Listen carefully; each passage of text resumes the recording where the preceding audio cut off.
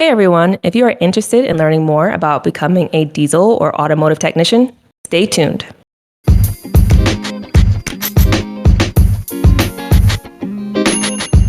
Hi, I'm Kiki. And I'm Kemi. And you're listening to Your Advisors Will See You Now, a podcast that will help you to figure out all of your options for life after high school. Hey everyone, and thank you for listening to another episode of Your Advisors Will See You Now. If you're here for the first time, we are having our career chat series. And what this is we interview people in different careers so you can understand what that job entails, how to get into that job, and all the nitty gritty that goes behind it. So today we are interviewing our dear friend, Pat Medeiros. And Medeiros or Medeiros? Am I saying that wrong? Medeiros or Medeiros? Medeiros. Okay. I was like, I feel like that's actually a very popular name. But side note, Patrick Medeiros, and he has been working in automotive and diesel. And Pat's one of our good friends too. And I like Pat's story too, that he can bring to the table about how he got into this industry and just his educational background. So we thought he'd be great just to have on the podcast today. So Pat, thank you for coming. And can you please just tell us what do you do and what is your title? Well, I was going to say first, just thanks for having me on. This is actually pretty cool. And I'm a diesel mechanic, but I'm on the leasing side of it. So I'm similar to like an industry like Ryder or Penske. That's just kind of the ballpark that I'm in right now. So tell us, I'm going to dive into that question a little bit later because I know that there's different brands, so like different specialties and things. Mm-hmm. But first, let's begin with your educational background. Can you tell us what you did to get to where you are now? It's not too crazy, but I mean, obviously it was Brockton High, class of 06. I went to college. It's kind of a weird way that I got to this point in my life. So I actually have a bachelor's at Bridgewater State for business management. Then I went back to school to get an associate's in diesel mechanics at Massasoit. It was kind of like a step process. So the other thing that I got that's like not a requirement, but something that helps a lot is I got a Class A driver's license. Yeah. I can drive trucks. So that's my educational background in kind of a nutshell. Okay. So a Class A driver's license. Can you just explain a little bit more about that? I don't even know what that is. Yeah. Class A, it's CDLs, they have two classes. There's an A and a B. B is more of like the smaller trucks, where A is tractor trailers, and then you can get endorsements so you can drive. Like my Class A is for trucks and trailers, but I also have an endorsement to do doubles and triples, which means you can have 2 small trailers on the back or 3 small trailers. So with that license, you can have like many things that you can also add on to it. Good facts. Never knew. I think our little driver's license have like Class C. Is that a thing? Class C or something like that? It's like for regular people. I don't know. I forget if it's C or D. Okay. It could be an F. I don't know, but I was like, our little driver's license, I can just drive a regular car. That's cool. Yeah. Thank you for breaking that down. So someone's going to be listening and asking, so I'm going to ask it. But you said you have a bachelor's degree already, and then you went to get your associate's degree. Can you just talk a little bit about what made you kind of go back to get your associates after getting your bachelor's? And that's in those different fields too. Yeah, sure. So I originally went for business because I was working at Walgreens for a while. And at the time, I worked there for 13 years. So at the time, there was a big management program where you could go up and kind of work through the ranks. But I went to school for that, figuring that I would just go right into that after college and kind of that would be my career. But then, as everyone knows, companies change throughout the years. A lot of stuff, pay, healthcare, that all kind of changes as the years go on. So it was actually my fiance Kayla's idea that when I was doing that to change, because cars has always been like something I've always done with my father and everything. So she was like, well, why don't you go for this industry? And I never even thought of it because I didn't really have a lot of people that had went to trade schools. So I didn't really know that was an outlet. So then when I did that, that's why I went back for my associates and then went for diesel mechanics. Perfect. Yeah, and that's largely too why we wanted you to come on this podcast, because it is very common. Like when you go to school, they're like, oh yeah, you have to apply to go to college. Nobody really discusses trades as an option unless they are part of a high school that has maybe trades, like trade school skills in it. And I didn't even know that those high schools even were a thing till I think I was in my 20s. Like I wish that if I could have went back in time, I would at least came out with a skill. So I know I have something under my belt. And then if I wanted to, I could pivot somewhere else, but at least I would have came away with a hard skill, Yeah. I mean, even Massasoit, I didn't know they offered diesel mechanics. It wasn't even in the Brockton one. It was in the, I think it was Canton, if I remember right. They're the only ones that offered it for Massasoit at the time. And that's a good point too.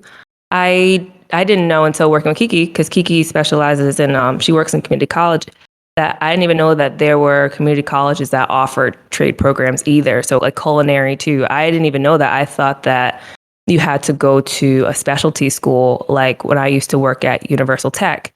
But no, there's other opportunities to go to community colleges that may offer those programs too. So just with this information alone, I think it's very helpful and beneficial for students that they like hard skills and like working with their hands, and they might not see like, do I want to do a 4-year program, but I know what I can exceed in, it's a trade, and that's an option too. So, So can you talk to us a little bit about the field you're in? So you do, well, I guess we can back it on up like a U-Haul truck, but can you please just,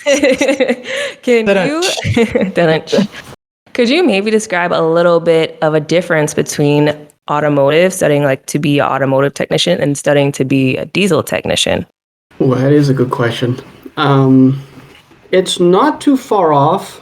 A lot of the truck side of it is kind of, how do I word this? It's almost like it's older technology, because a lot of the trucks, at least that I work in my field, there's a lot of like drum brakes, whereas the new thing for trucks is disc brakes. But cars have had it for a lot longer than trucks.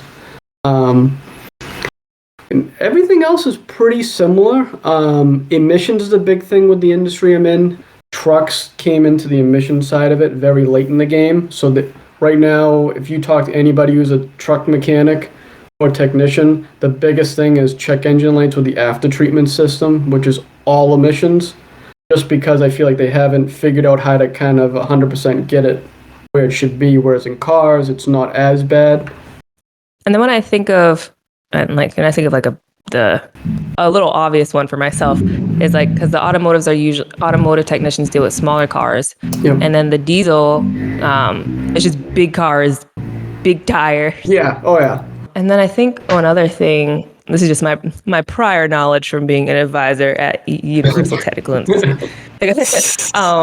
It was kind of cool. I think you had to learn about maybe, what was it, reefer, and the big frozen trucks that have the refrigeration in it, which is kind of cool. Cool side story. We were like running late on an event, and we wanted to do ice pops in the reefer, but no one froze them ahead of time. We're like, oh my gosh, what should we do? And then a professor comes in, he lays them out. He's like, just start hitting them. And then it was like freezer shocking them. So you hit them, and then they were just would freeze. Wow. Yeah. And that was pretty cool. I was like, maybe I should be a diesel. I'm like, Kemi, calm down. Like, you're excited over popsicle. Like, get out of here. But then I get easily excited. But then the other cool thing was in one of the diesel labs was what I never really thought of was it's big trucks, and then you can also do tractors as well, right? Yep. Like John Deere and stuff for diesel. Well, I never thought of that, right? You can't. I don't know about John Deere as much. I feel like a lot of them are still gas. Like I'm thinking smaller ones, but the bigger ones are diesels. But that's kind of its own niche. Like that's what's kind of different about this field. Like it's diesel, but like we know we work on a lot of we have a lot of trailers with reefer units. There's like a smaller division of like reefer mechanics. That's kind of like its own division. Like a lot of the mechanics are the same. Some of like the AC components is different, so it's usually like a smaller niche of mechanic that usually work more on that. But when I can't figure something out, that's who we go to, pretty much. Cool. Okay, this is like totally new to me. So can y'all tell me what reefer is, and whoever's listening, because I want people to make sure they know like the difference between automotive side reefer. Oh yeah, if I get caught just talking and you have no clue, just yell at me, because I just assume everybody knows. Reefers are just pretty much at the diesel engine on usually on trailers, but they have them on small trucks too. Just think of it just a refrigeration unit. It's a diesel motor that runs it, but it cools. It has like an AC unit that cools either the trailer or a box truck for a lot of like I'm trying to think, like Market Basket, Shaw's, a lot of those companies have frozen goods. It just keeps everything frozen in the trailer, and a lot of them are like standby units. So like, you can disconnect the trailer from the truck and it can run on its own and keep whatever's in it frozen still. So it's like its own kind of unit. Okay, cool. Like a portable freezer is what it sounds like. Yeah, pretty much, yep. Okay.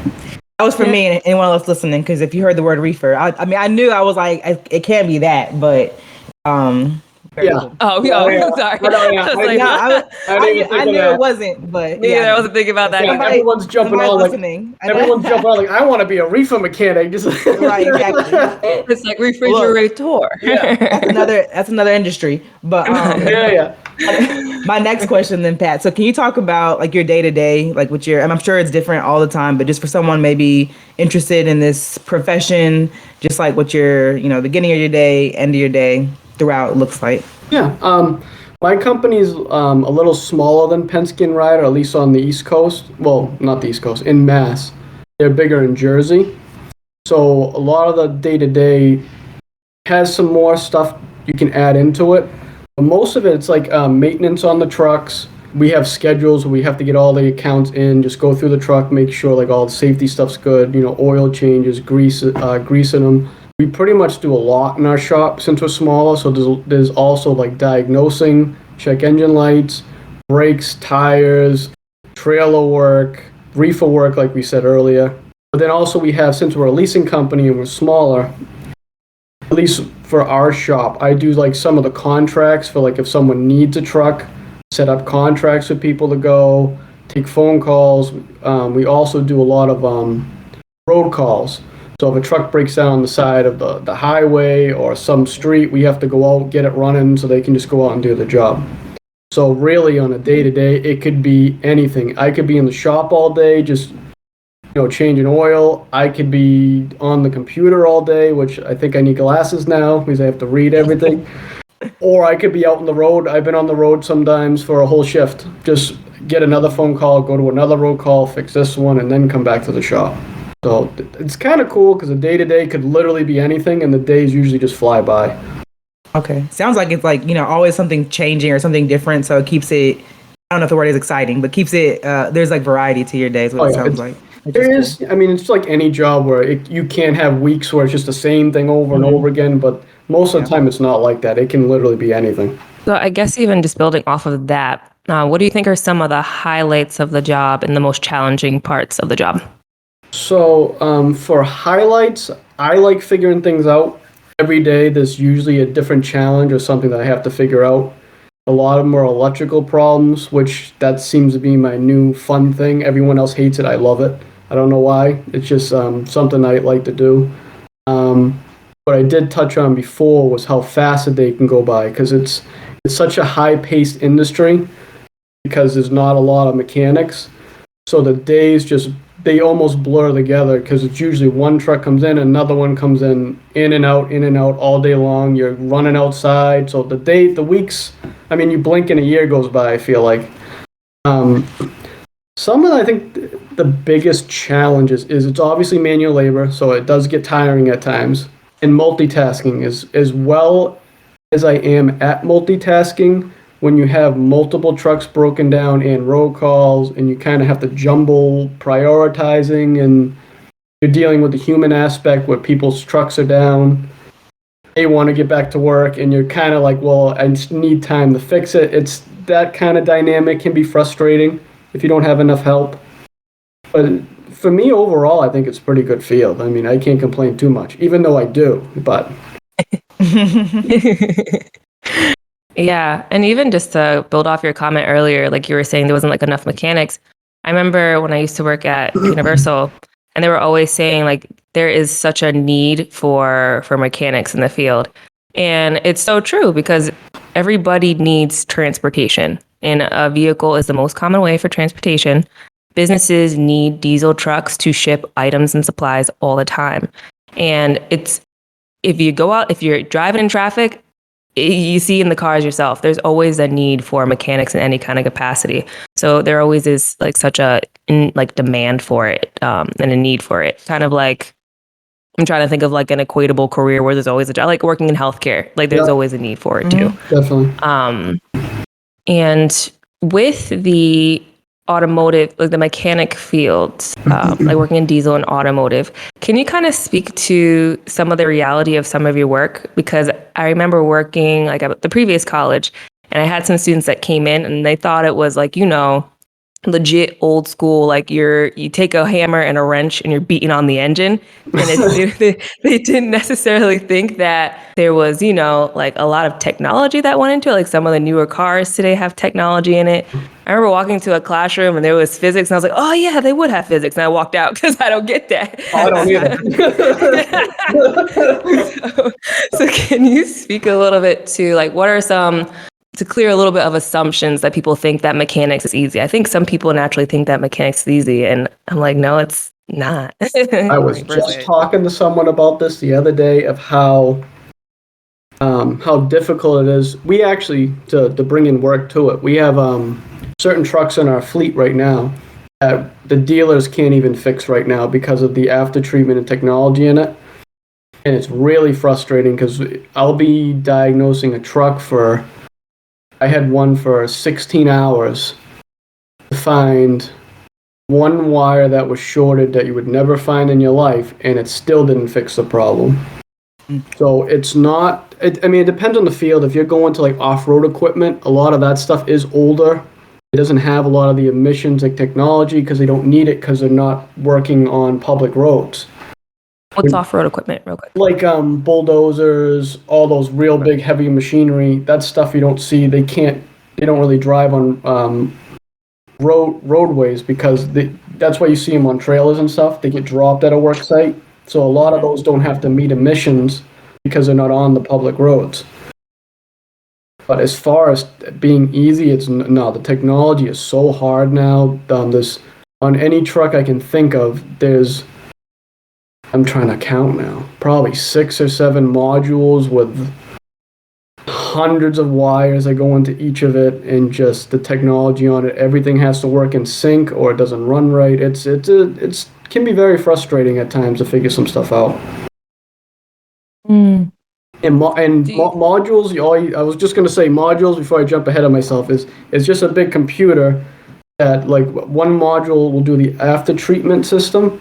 That's all it does, and monitors that end of the truck. And then there's modules for like the engine, so they all have to connect to each other and pretty much say everything's okay here kind of thing. So there's a lot of like technology that goes back and forth constantly. Do you think that in the diesel industry, I know a bit in the automotive industry, when you have like newer cars that have different like updated systems, do you think that there's a lot of having to catch up with new like technology? Like I was telling Kiki before, there was like a Mercedes course, and then they had to like literally kick that course out because there was like a newer model, I don't know, brand model, I don't know the term, but it was like the old like courses were obsolete at that point because there was a whole new curriculum now for new cars.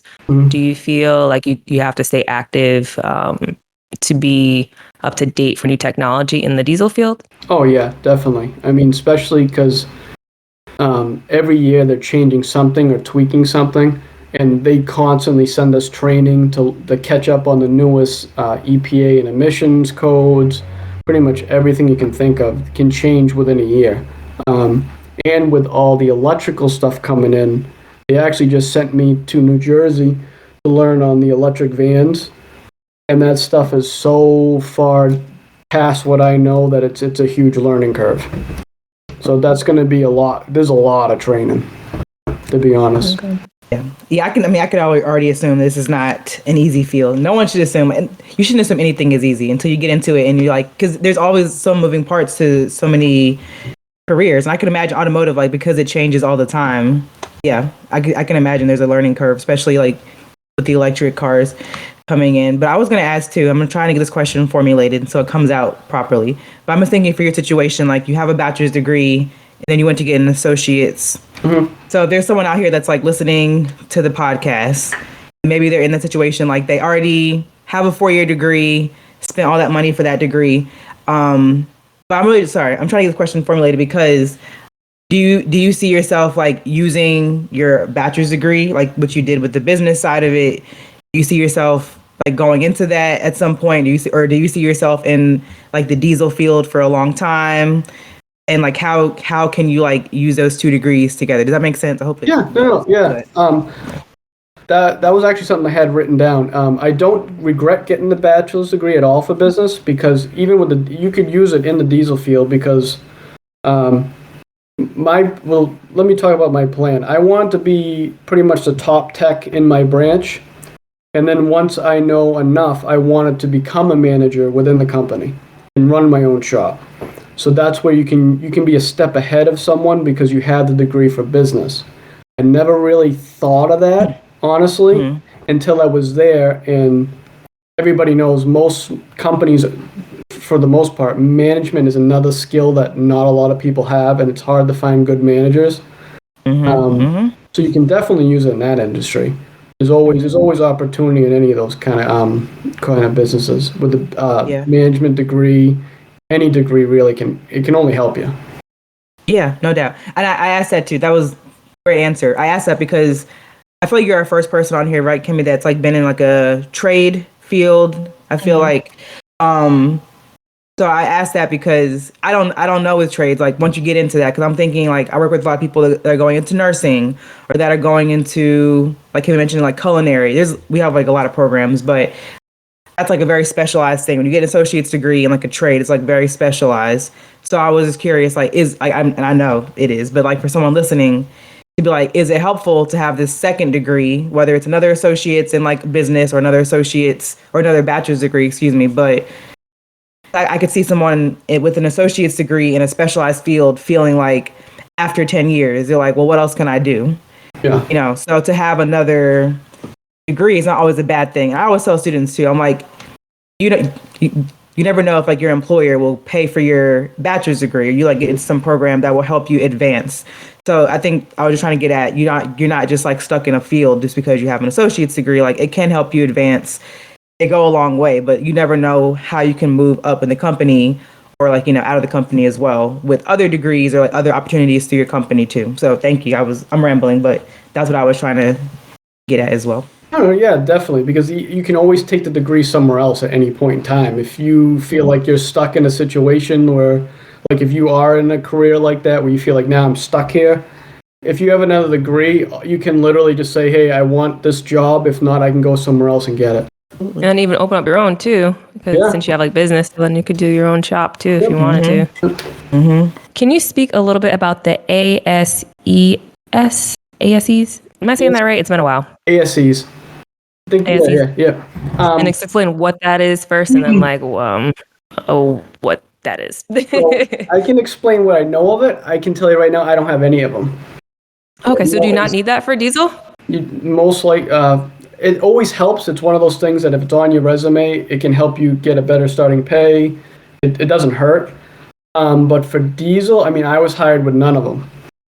Oh, wow. Yeah, which that's what was the struggle for me going into diesel, because usually you need some ASCs or some experience to get into a higher pay bracket kind of deal, if that makes sense. Because I worked at retail for so long, for me to go into the field was tough because I made X amount of money and I needed to make more to leave.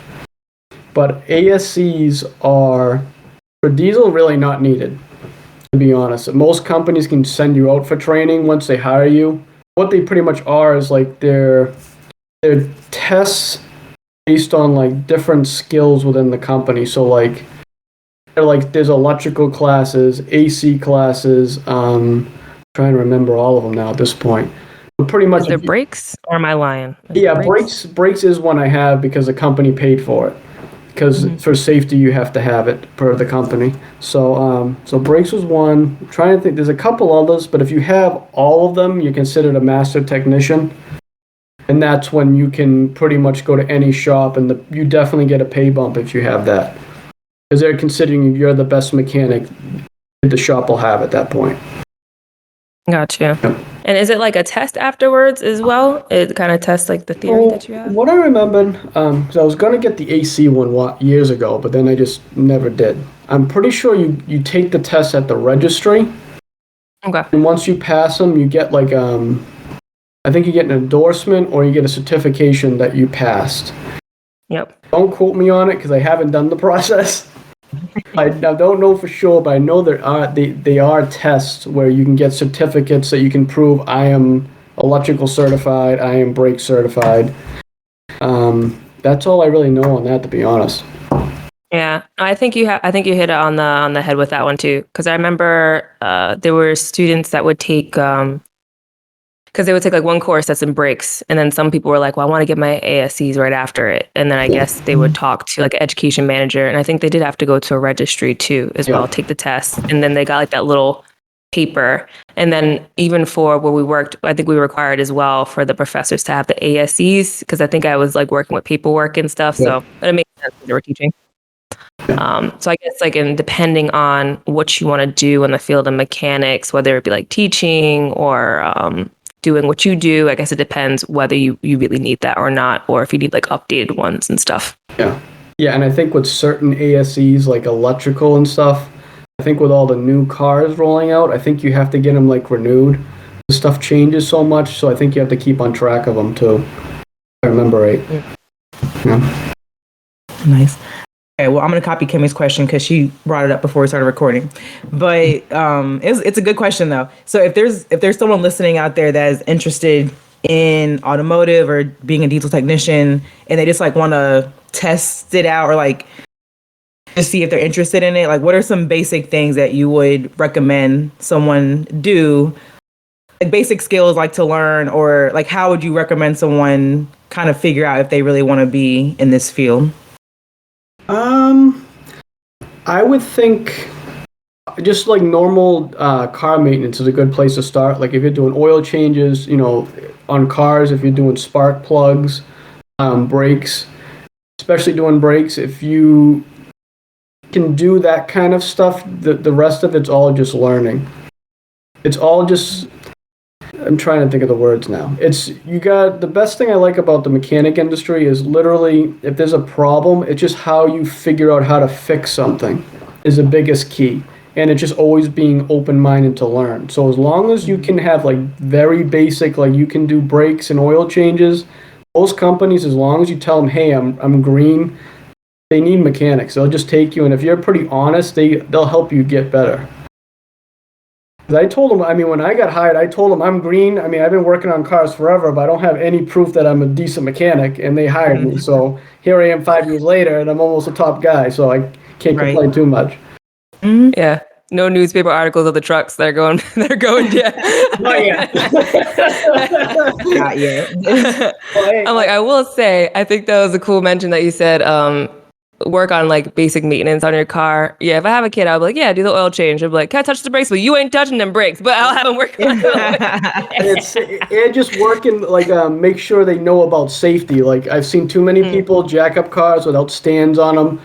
I don't care what you say, just use them. It's not even worth it. And then how many, well, you guys both can answer this question. How long does it take to get your associates in diesel technician or automotive? So for me, it took 2 years. Correct me if I'm wrong. I think it's a 4-year. No, associate 2 years anyway, isn't it? It can be 2 years. Yeah, it can be 2 years. Okay. If you're, yeah. I forgot. It's been a while. I think I was going part-time, and it took me 2 years because I had a lot of the prerequisites. Yeah, they transferred over from when I had the bachelor's already from Bridgewater. So I only had to do what I exactly needed for diesel. Right. So it still took me 2 years, but I was working full-time and taking classes here and there throughout the week, and it took me about 2 years. Yeah. That sounds about right. Yeah, because then even with where I used to work, it was there was no gen ed, so it was just the strict courses. Mm-hmm. I think if you literally completed, and it was an accelerated program, so if you did everything back to back, no break in between, I think you can get it in about a year. And I think if you just took the diesel program, it shaved a little off, like less than a year, because you're just doing all. That was a cool thing about it. If you have someone who's like, I don't feel like learning history, I don't feel like doing any gen eds. I know I've been working on cars since I was a baby, and this is what I want to do. Then that was a cool a good option, because it was like they get in and they just get right into it. So that was kind of nice. But yeah, and it was pretty quick. So that's pretty cool. And it's a good option for people that maybe don't want to be in higher ed for too long. So I think that's basically everybody, but still for someone who wants to do a skill and wants to get in and out, I think that's a good option. Yeah. Mm-hmm. And always check if there's a community college option too, because I know some of the schools, I think UTI was one of them. I saw the price of that. I almost didn't go back to school. Yeah, it's pricey. Yeah. I finally figured out the Massasoit had it, and it's like a third of the price. Yeah, that's a plug. Community college plug, everybody. Make sure you check your community college first. Yep. And then look. Everybody else, I know. Because it will save you so much money. Yeah. Only if I knew what I knew now, I would have gone there first. Yeah, that's all of us. Don't worry. No. That's all of us. That's the point of the podcast. Yeah. I think the only other question that I have is, I know that there's different.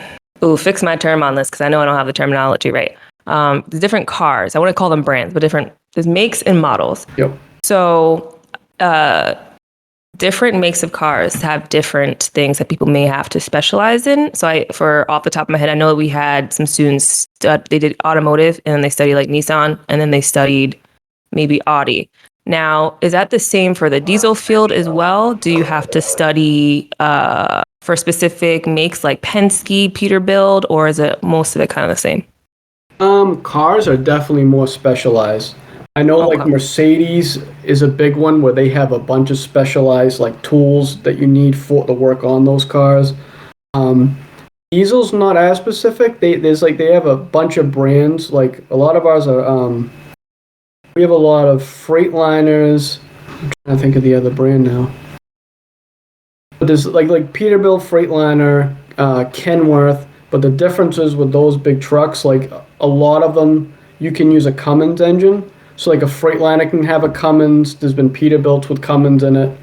So you don't need as specialty, because a lot of the truck like dealers use a lot of the same motors. Like a Freightliner can have a Cummins or a Detroit, and that same motor you could see it in a different truck.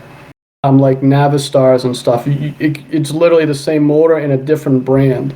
So it's not as like you need to know specific things, because motors can just be dropped around almost the same. Like the same motor can be in 3 different trucks. Mm-hmm. Got you. So it's like going to the market and they all have different brands of Cocoa Puffs. Yep. It's all the same Cocoa Puffs. Yeah. That's all the same thing.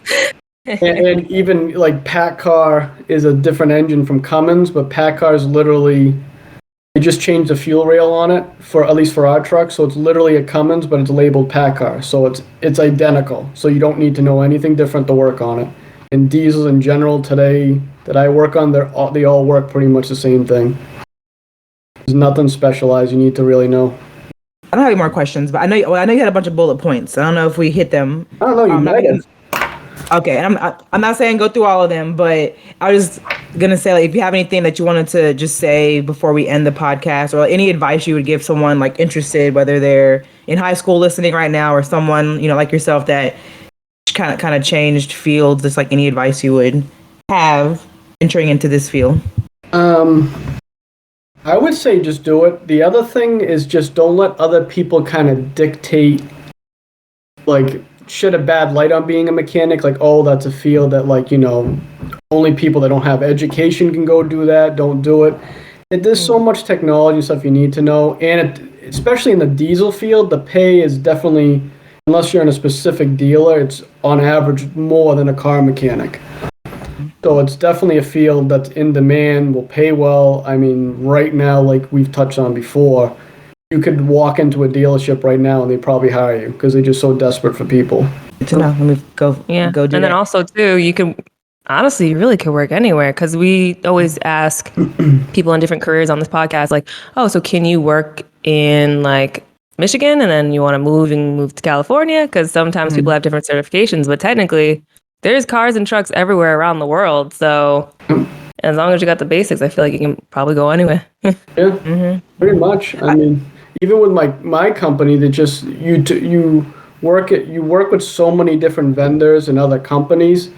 You work with them so long, and I talk day to day to them. They all need people. I could literally go to any one of them, and there's like 7 or 8 or 9 different companies that we do business with, and I could literally walk in the door to any of them tomorrow, just because you build relations with everybody you work with, and just everybody needs help. I do have one last question. I just thought of it, and this is out of curiosity. Are you seeing more women enter into this field? I know this is like a very male-dominated field, of course, but I know like just advising a few students, and they were women. They're like, yeah, she was like, yeah, I do all this stuff, like she worked at Valvoline. And I was like, that's awesome. I just don't experience that a lot. Even going to get my car serviced not too long ago, there were like women at the front desk, and I'm like, you don't even normally see that. So I'm just curious, are you seeing more women enter the field, or not much like what you're seeing? Yes and yeah, I would say yeah. I mean, there was a couple for vendors that we've used that have had mechanics. I feel like on the diesel end of it, it's even less women in the field. But on the flip side, we see a lot of truck drivers, and there's a lot more female truck drivers that I've ever seen before, which I thought was pretty cool. So I would say there's slowly getting more and more females into the field, which is a good thing. All right, yeah, ladies, listen, look, we can do this too. And Kemi and I were just talking about this, because I was like, I take my car to get serviced. I can put wiper fluid in it and put air in my tire, but I know nothing about fixing a car. And that, like, I don't want to go into this field, but it's just like, those are skills that we should all know, especially women, because like, God forbid anything happen, but I was just saying, like, in general, like trades, there's like construction, there's automotive, there's just little things. And even like for men, like cooking, culinary is huge. And of course we see like there's men in it, but there's just all types of hands-on skills that we should all have. But we can all do any of this stuff. I was just curious, but that's, girl power, guy power too. So, hey, if trades are a great way to go. If there's a bunch of females that want to come work, I have a job opening. They can come work with me. I need help. I need help. Please send applications. Please, right. All right, you heard it. Pat said he needs help. If you don't mind, if you already live in Mass, that's great. But if you don't mind going somewhere cold, then go for it. But I'll buy a heater. Very cool. If they're for someone warm, I'll buy a heater. I'll walk around and keep them warm. There you go. That's the selling point right there. But no, this has been great, Pat. Thank you so much for joining us. Kemi's been like excited about this. And this is cool because, like I said, I work with students who want to go into automotive. I know nothing about it. I've been to like our shop like maybe one time, and it's really cool to see it. But I think this is like such a popular field. Like we all said, it's not going anywhere. So this was great for people to be able to hear and listen. Like you already mentioned, like this is a field that there's honor to it. I feel like people are like, oh, don't be a mechanic, but it's like we all drive. Like we drive. Like whether you get, but like if you get on a bus, if you ride the bus, somebody's driving the bus. If you drive your own car, you need to get around. So this is definitely like an honorable field, and I admire it because I'm like I couldn't do it. I'm very I wouldn't do this because I don't know if I could.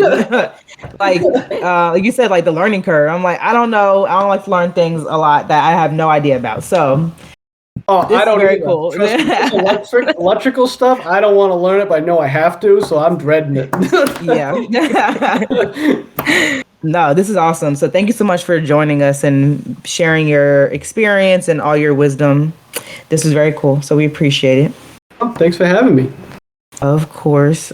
And thanks everyone for listening. Hopefully you enjoyed this. I think you did, because this is like kind of, we haven't, like I said, done any really trades yet. So this is just the start of getting into more of like the associate's degrees or more hands-on skills. So we have more coming. If you want to learn about others and it's something that we haven't talked about yet or interviewed someone yet, and if you know somebody, you're like, they'd be a great interviewee, or there's a field you want to learn about, please let us know. But if you have any recommendations or you want to hear from somebody specific, you can can email us. You can slide in our Y'all Send podcast DMs and just let us know because we want to interact with everybody too. But yeah, thank you for joining us. We hope you enjoyed the episode. Hope you continue listening and sharing it with your friends. Don't forget to follow us on Instagram. We are Y'all Send Podcast, YAWSYN Podcast. We're also on the TikTok. We have a website that's all in the show notes. So make sure to check that out. And we'll see you in the next one. See you. See ya. Bye. Bye.